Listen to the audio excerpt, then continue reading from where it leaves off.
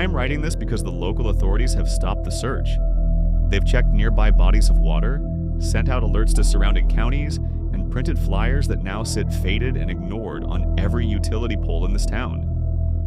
They believe my mother's disappearance is connected to her dementia, that she wandered out of the house in the middle of the night, got lost in the dark, and died somewhere beyond the county line. They're wrong. I'm going to tell you what really happened, and I'm hoping someone out there knows how to find what took her. For the past 5 years, I lived with my mother. After her health started to decline, I moved back into the house I grew up in to help take care of her. Our routine was quiet, predictable, and completely ordinary. In the evenings, we watched television together, ate dinner, and went to bed early. She was of sound mind. She managed her own finances, read constantly, and had an incredibly sharp, unforgiving memory for details. The nightmare began quietly on a Tuesday at the end of October. I'm a light sleeper. Any unusual sound wakes me instantly. At exactly 3 a.m., I heard the heavy brass latch on the back door click open. The sound echoed down the hallway. I threw off my blanket and stepped out of my bedroom. The hallway was dark except for pale moonlight spilling in through the kitchen windows. The back door stood wide open, letting in a freezing rush of autumn air. I stepped onto the back porch. The wooden boards burned cold through my feet. Our backyard is a wide, flat lawn enclosed by a tall wooden privacy fence. My mother was there. She was wearing a thin cotton nightgown, kneeling in the middle of the yard. I ran down the steps and called out to her. She didn't respond. As I got closer, I saw what she was doing in the moonlight. She had broken through the top layer of grass and was digging into the dark, damp soil with her bare hands. Frantically, violently. Her fingers sank into the dirt, raking it aside, throwing it behind her in rapid, desperate motions. I dropped to my knees and grabbed her shoulders. Her skin was ice cold. I pulled her toward me, forcing her to look at me. Her eyes were wide open, but completely empty. Her pupils were fully dilated, swallowing the color of her irises. She was looking through me. Her jaw hung slack. Her chest rose and fell heavily. I brought her back inside. She didn't resist once I pulled her out of the dirt. I took her to the bathroom and turned on the sink. Her fingernails were packed with thick black soil and the skin around them was torn and bleeding.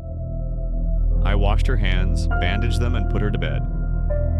The next morning, she remembered nothing. She sat at the kitchen table, staring at her bandaged hands in genuine horror. I explained what had happened. She cried, terrified by the idea that she was losing control of her own body. We made an emergency appointment with her doctor. After a series of tests and neurological checks, he diagnosed her with stress-induced somnambulism. He prescribed strong sedatives and told us to keep the doors locked. The medication didn't help.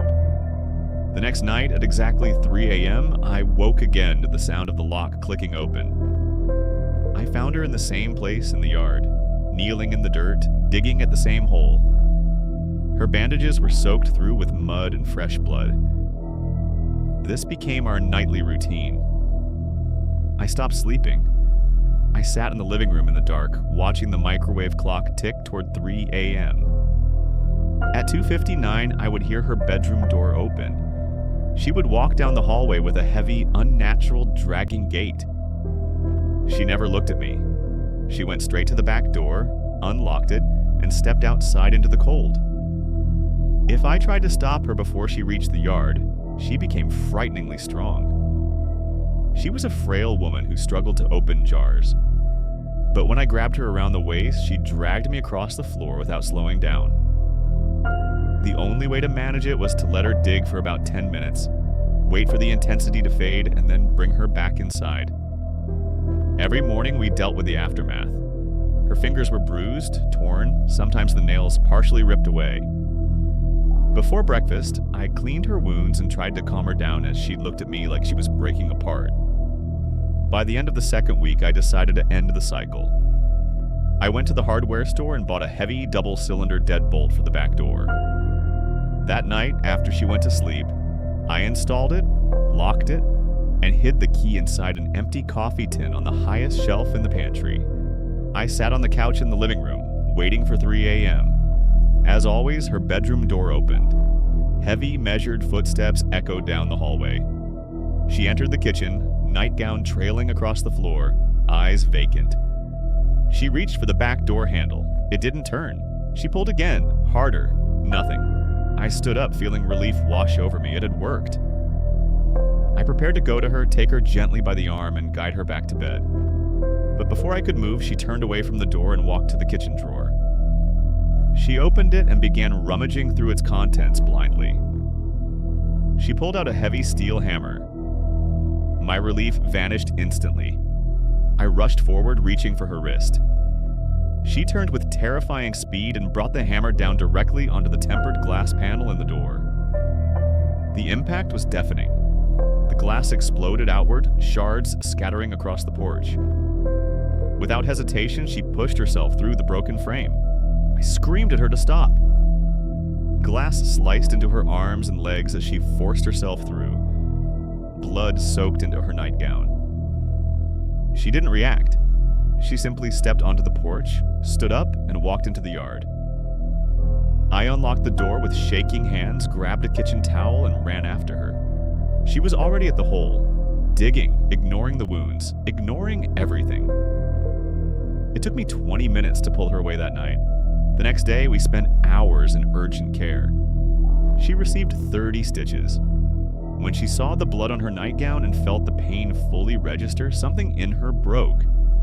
She begged me to tie her down. She begged me to lock her away. She was terrified of what she was becoming.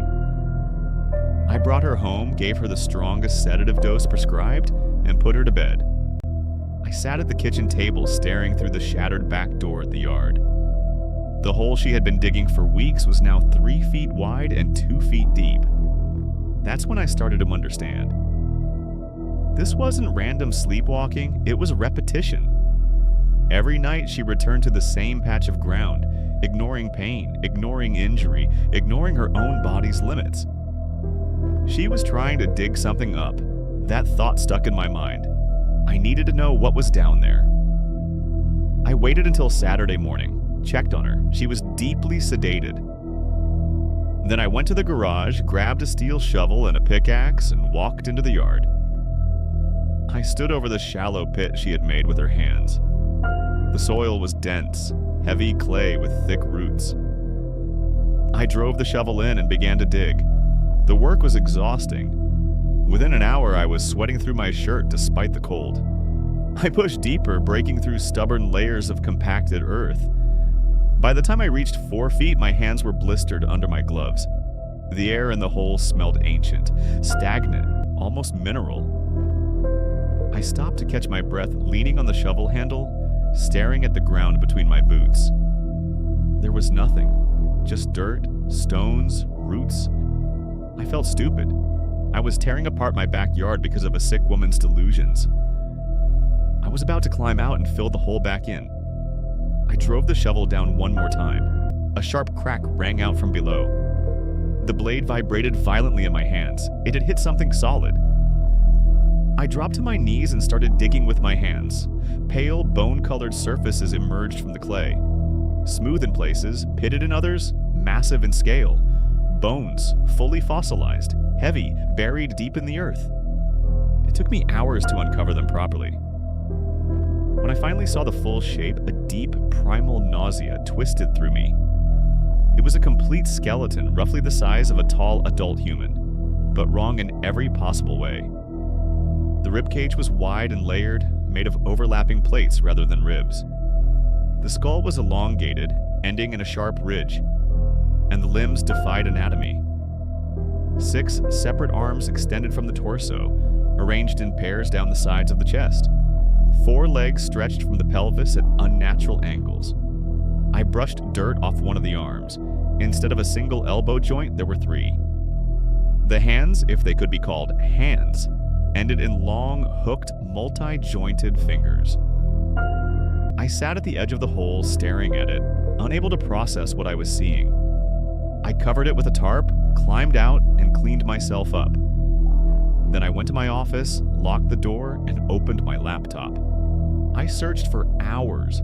Academic databases, paleontology archives, medical references. Anything resembling six-armed hominids or multi-limbed vertebrate fossils. Nothing. No papers, no reports, not even hoaxes. I widened my search into obscure forums and unindexed archives.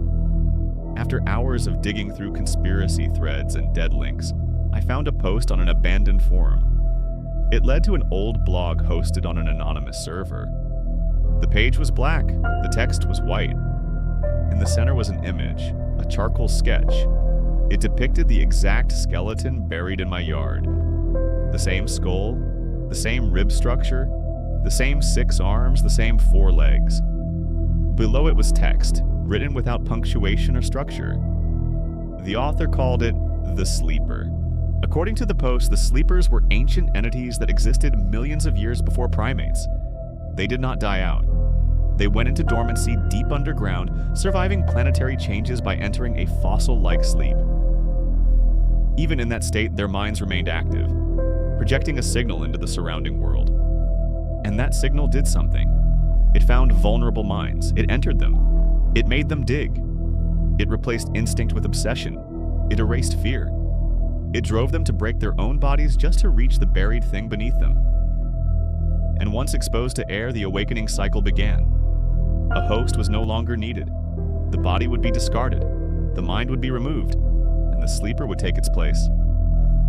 My mother wasn't sick. She was being used. Her weakening mind had made her susceptible to something buried in our yard. It was forcing her to dig every night through pain, through injury, through exhaustion, but her hands weren't strong enough. The soil was too hard. The process was too slow. Then I remembered the shovel, the pickaxe, the hours I spent breaking through the earth. It didn't need her anymore. It had me. I ran. Through the hallway, through the kitchen, out the back door. The tarp was gone, the hole was empty. No bones, no fragments, nothing. Only impressions in the clay as if something massive had once rested there. I turned toward the house. The back door was open. The lights inside were off. I rushed back inside. Glass crunched under my feet. Silence. Heavy, oppressive. Wrong. I moved down the hallway toward my mother's bedroom. The door was closed. I grabbed the handle. It was freezing cold. I opened it. She wasn't in bed. She was standing in the center of the room. Her posture was wrong, completely rigid, her spine perfectly straight, her limbs hanging loosely as if the joints inside them were no longer aligned. Her feet weren't touching the ground. Her nightgown hung still, but she hovered a few inches above the carpet. "Mom," I whispered. She slowly turned, and I saw her face. It was hers, but not hers. Her eyes were wide open, glowing with a pale, sickly light that filled the sockets like something behind them was burning. Her jaw opened too far, too wide. Something inside it cracked. And then the sound started. A whisper, but not a whisper. It was a collapsing mountain, a grinding avalanche, a deep ocean pressure vibrating through bone. Words layered on words in a language that wasn't human. The air in the room trembled. I stepped forward anyway. I reached for her. The moment my hand almost touched her, the pressure vanished. There was a sharp, explosive sound, like the air itself snapping. Curtains whipped violently. Windows rattled. I raised my arms to shield myself. And when I lowered them again, the room was empty. The sound was gone. The light was gone. My mother was gone. I tore the house apart looking for her. I screamed until my voice broke. I checked every room, every closet, every space she could possibly hide in. Nothing. She was gone. That was 32 days ago. Since then, I barely sleep. I sit in the living room staring down the empty hallway. I've spoken to the police more than a dozen times. They searched the woods behind the house. They brought dogs. The dogs stopped at the edge of the hole and refused to go any further. The investigation has stalled. The detective looks at me like I'm grieving something my mind invented. He thinks I broke down, that my mother simply wandered off during a mental collapse. But I know what was in that hole. I know what made her dig. I've tried contacting the author of the blog. Hundreds of messages, no response. Maybe they're ignoring me. Maybe they're afraid. Maybe the server is dead. I don't know. I'm begging anyone who reads this, if you're an archaeologist, an occult researcher, or someone who studies things like this, If you've ever heard the term the sleeper, if you've ever seen a charcoal drawing of a humanoid creature with 6 arms and 4 legs, please tell me where they go when they wake up. I need to find the thing wearing my mother's skin. I need to find my mother.